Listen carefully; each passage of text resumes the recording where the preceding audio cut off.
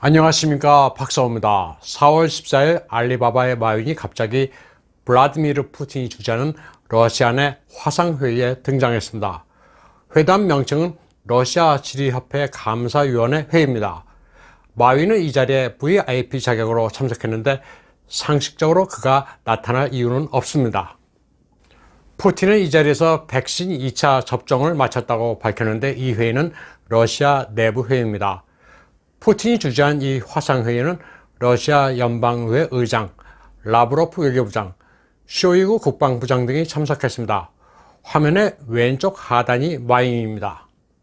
마윈의 알리바바, 앤트 집단은 세 차례에 걸쳐 인민은행, 중국은행 감독위원회와 이른바 면담을 가졌고 결국 182억 인민폐의 기록적인 벌금을 맞은 바 있습니다. 마윈은 중국 내에서는 공식적인 자리를 피워왔는데 갑자기 러시아 정부 화상회의에 얼굴을 드러냈습니다. 러시아 스푸트니크 통신에 따르면 회의는 2시간가량 지속됐는데 마윈은 아무 발언을 하지 않았습니다. 그도 그럴 것이 러시아 정부 내부 회의라 그가 발언할 만한 사안은 전혀 없었습니다. 푸틴과 마윈은 사이가 각별합니다. 푸틴은 2017년 10월 19일 소치에서 열린 러시아 싱크탱크 발다이 클럽 14차 회의에도 참석했습니다. 여기는 마윈도 패널로 참석했습니다. 이 자리에서 마윈은 푸틴과 트럼프 대통령을 격찬했습니다. 자신은 학교 교사를 하다가 기업인이 됐다면서 교사로 있을 때 학생들에게 리더십을 가르쳤다고 말했습니다. 그러면서 어려운 시기 위기를 돌파하는 푸틴을 위대한 지도자라고 칭송했습니다. 푸틴 역시 마윈을 위대한 기업가라고 치켜 올렸습니다. 마윈은 이에 앞서 모스크바 스콜코보 테크노 파크에서 열린 모스크바 국제 오픈 이노베이션 포럼에서도 존재감을 한껏 과시했습니다. 메드베데프 총리, 기업가, 과학자, 엔지니어 등과 함께 미래 기술과 기업 트렌드에 관한 자신의 견해를 밝혔습니다. 마윈은 트럼프가 막 대통령에 당선된 직후인 2017년 1월 트럼프와 만나기도 했습니다. 마윈은 미국 내 일자리 100만 개 창출과 관련해 트럼프와 대화를 나눴습니다. 트럼프는 마윈을 하이 퀄리티 맨이라면서 아주 높게 평가했습니다. 트럼프 타워에서 당선자 신분인 트럼프를 만난 마윈 관련 뉴스는 당시 상당한 센세이션을 불러일으켰습니다. 당시 트럼프는 마윈과 이야기한 일자리 창출 사안을 조각이 완료된 뒤 고위층에서 논의하겠다고 말했습니다. 마윈도 트럼프 당선자가 오픈 마인드라 자신의 의견을 경청했다고 말했습니다. 트럼프의 지역구에서 스몰 비즈니스가 번창할 수 있도록 돕겠다면서 트럼프의 마음을 파고들 만큼 마윈은 비즈니스와 정치의 속성을 꿰고 있었습니다.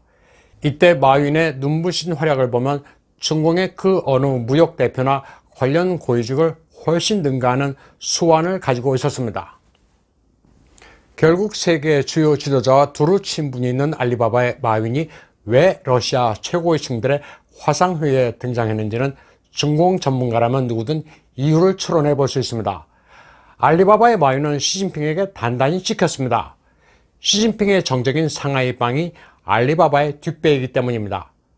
따라서 푸틴은 2022년에 연임을 꿈꾸고 있는 시진핑보다는 반대파를 선호한다는 추론이 가능합니다. 당장 바이든이 러시아를 적대시하는 바람에 중공과 동맹을 결성했지만 푸틴은 시진핑의 야심을 내심 경계하고 있습니다. 구소련 영역이었던 중앙아시아의 중공이 1대1로를 개척해 러시아의 전통적 영향력에 도전하고 있습니다. 또 중공의 군사력이 강대지만 장차 러시아를 위협할 수도 있다고 보고 있습니다. 위대한 러시아 제국의 부활을 꿈꾸는 푸틴은 도광양해를 벌이고 전 세계에서 좌충우돌하는 시진핑을 경계할 수밖에 없습니다. 푸틴은 시진핑이 2022년 상하이방에 의해 낙마하기를 바라고 있다고 여러 중화권 분석가들은 설명하고 있습니다. 푸틴은 상하이방에 호감을 가지고 있습니다. 장저민이 구소련 시절부터 친러파이기 때문입니다. 장저민은 1954년부터 56년까지 소련에서 공부한 적이 있어 러시아어도 할 줄 압니다. 비록 원고를 보고 말하는 수준이지만 2001년 7월 장저민은 방러 기간 중에 모스크바 국립대학에서 40분 동안 러시아어로 연설을 하기도 했습니다. 또 이때 국가 주석이었던 장저민은 모스크바에서 푸틴 대통령과 중러 우호 협력 조약에 서명하기도 했습니다.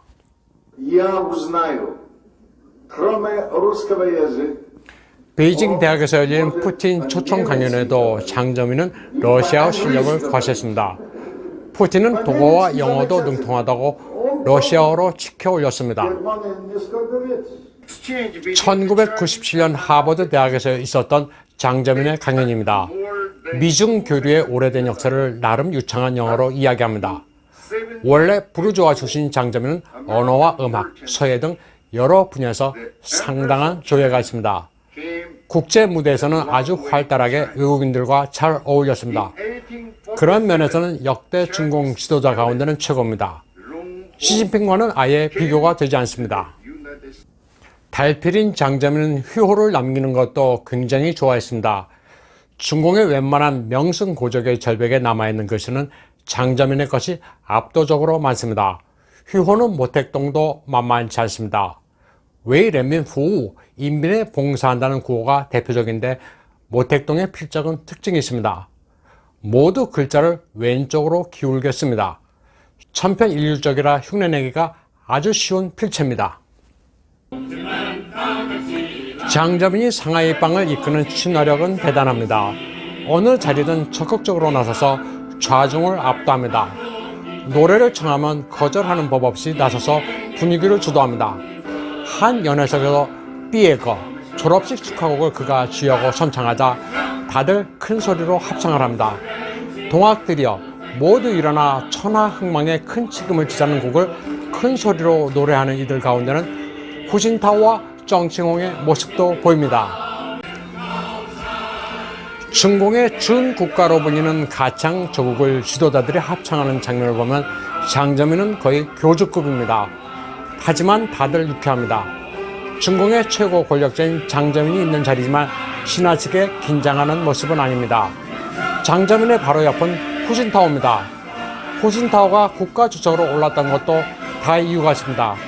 주석단에 모인 지도자들은 모두 중공 최고 권력자들로 이 가운데는 원자바오의 모습도 눈에 띕니다. 시진핑이 집권하기 전에 이때가 중공으로서는 가장 전성기였습니다. 덩샤오핑의 개혁 개방 이후 먼성 파따차에 조용하게 큰 돈을 벌자는 고를 내세웠던 장저민부터 후진타오의 추세가 그나마 안정적으로 중공이 강대해진 시절이었습니다.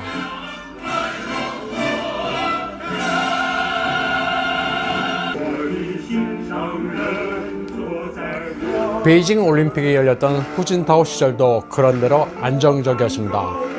후진타오의 성격은 장저민과 시진핑의 중간 정도로 볼 수 있습니다. 장저민보다는 상대적으로 수줍음이 많은 편입니다. 후진타오 시절에도 러시아와의 관계는 제법 괜찮았습니다. 후진타오가 부르는 이 곡은 뽀 마스크브네의 베체라 이라는 러시아 곡의 중국어 버전입니다. 후진타오가 러시아를 방문하면 부르는 18번입니다. 러시아 곡은 중국에서는 팝송이나 다름없는데 중국어로 하면 맛이 확 떨어지기는 합니다. 이 곡을 가장 잘 부르는 가수는 드미트리 후보로스tov스키입니다. 원래 곡은 상당히 아름다운 가장 대표적인 러시아 로망스 중 하나입니다.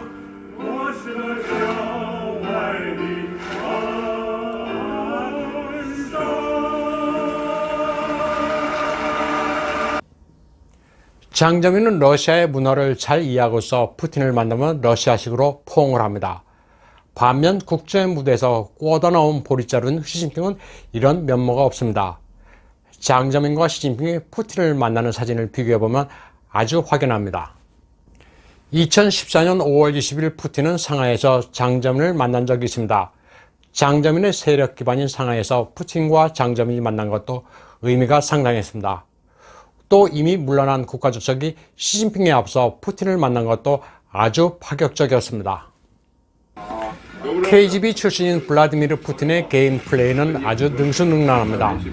지금까지는 시진핑의 비유를 맞추는 것 같아 보였지만 2022년 중공 대선에 러시아가 개입하기 시작했다고도 합니다. 물론 선거가 없는 나라니 대선이라고 하기는 좀 어폐가 있지만 비유만큼은 틀리지 않습니다. 중국 내에서 궁지에 몰린 마인을 드러내놓고 지원하는 푸틴의 움직임은 분명 심상치 않습니다. 다음은 러시아, 우크라이나 관련 속보입니다. 바이든이 우크라이나 위기 해소를 위해 푸틴에게 회담을 제의했지만 크렘린은 이를 거절했습니다. 바이든과는 당분간 만날 일이 없다는 강경한 입장입니다. 전면전도 불사하겠다는 러시아의 강공에 미국과 나토가 멈칫하고 있습니다. 푸틴이 흑해 함대 실탄 사격 명령을 내리자 미국은 흑해 함대를 진입시킨다는 계획을 중단하기로 했습니다. 바이든이 겁을 집어먹고 있습니다. 러시아 RT 방송은 우크라이나 사태와 관련해 미국 CNN이 가짜뉴스를 보도하고 있다고 비판했습니다. 러시아가 우크라이나 국경에 무력을 증강하고 있다고 방송한 화면이 모두 가짜뉴스라는 겁니다. 러시아가 열차로 탱크를 투입한다고 내보낸 화면은 우크라이나 군인 것으로 밝혀졌습니다. 우크라이나 드니에프르 역 장면으로 촬영된 열차도 우크라이나 것으로 국가 문양까지 그려져 있는데도 CNN은 러시아 것인 양 허위 보도를 했습니다. 마리아 자하로바 러시아 외교부 대변인은 성명을 통해 CNN을 규탄했습니다. 친애하는 CNN팀 여러분, 우리는 당신네들이 팩트체크할 시간이 없다는 것을 알고 있다. 또 리버럴리즘의 승리를 위한 이념투쟁에 깊이 관여하고 있다는 것도 알고 있다고 말했습니다. 또 아무리 급하더라도 우크라이나 역에 있는 우크라이나 탱크를 마치 러시아가 전쟁 준비를 한다는 식으로 보도하는 것은 너무한 것 아니냐고도 말했습니다. 러시아의 입장은 아주 단호합니다. 2017년 블라디미르 푸틴은 러시아가 강대해지고 국제 무대에서 만만치 않은 라이벌로 등장할 때마다 서방 세계는 예외 없이 제재 카드를 들고 나왔다고 말한 적이 있습니다. 러시아의 융성을 못마땅해 하는 미국과 서방에 맞서 정면 돌파한다는 게 푸틴의 입장입니다. 미국의 바이든이 리베럴의 마수에 넘어가면서 러시아가 게임 체인저로 급부상하고 있습니다. 오늘 방송은 여기까지 하겠습니다. 시청해주신 여러분 감사합니다.